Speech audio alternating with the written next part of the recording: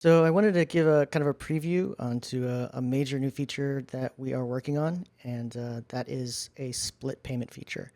Um, it's not applied to the sites. It'll probably take us a couple months to perfect, given the complexities of it, um, being one of the most difficult features we've ever tackled. But I kind of just wanted to go over the progress that it's kind of evolving into, and I'll go ahead and do that here.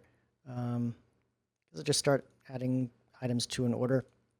And under the payment tab, um, we have a lot of refining to do, but essentially you'll be able to click split and just add arbitrary different kinds of payment on the same order, whether it be cash, credit card, gift card, and rewards is also a thing that we're going to be building into this entire feature release. And I guess we kind of have that going, and I'll demonstrate that here. Also, another thing you'll notice is that the tip you'll be able to add a tip even if it's a cash order, um, and there will be a primary method of payment, which is the first one that appears after you add a split. Secondary and thereafter, each one of those will have an amount that you can add to assign amounts to those splits. So, say that the total is $9. I put $3 on this card, and then I put $2 as a check or whatever. It's going to automatically recalculate the amount that'll be charged to the default type, and these two secondary and tertiary payment types will stay static no matter what the order total is, and this will get recalculated. Um, if the customer happens to have rewards on their account, I'll go ahead and bring up an account I know that has them. If I go to the payment tab here, you can see that it's inserted essentially what is a split that includes the rewards. It'll list their balance available, dollar amount of rewards they could use.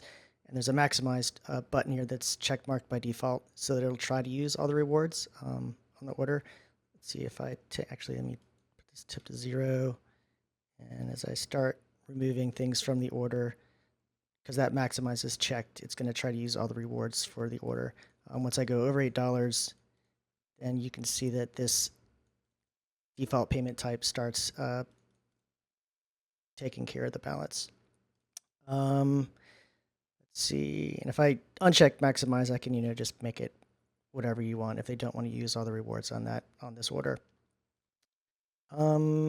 Another thing that's included is you'll be able to add extra tip on top of an auto gratuity. So let's see if I can get an auto tip to kick in. So yeah, at $15, there's an auto gratuity that kicks in. This says extra tip on top of auto gratuity of $1.80 if you want to add, another dollar or something. That's what you can do. So also you'll notice that after I brought up the customer's account, that their saved cards appear in each one of these splits. So say that we'll pay $8 of rewards, part gift card, and then the rest they'll pay in cash, or they'll pay maybe $2 in cash, and then they'll pay on a new credit card, pay $3 or something, and it's going to allow them to do that. So the front end of the site will probably work pretty similarly to this. Obviously, we have some fine tuning to do, but very difficult feature, and it'll probably be a couple months before it's ready. But this is what we're working on. Stay tuned.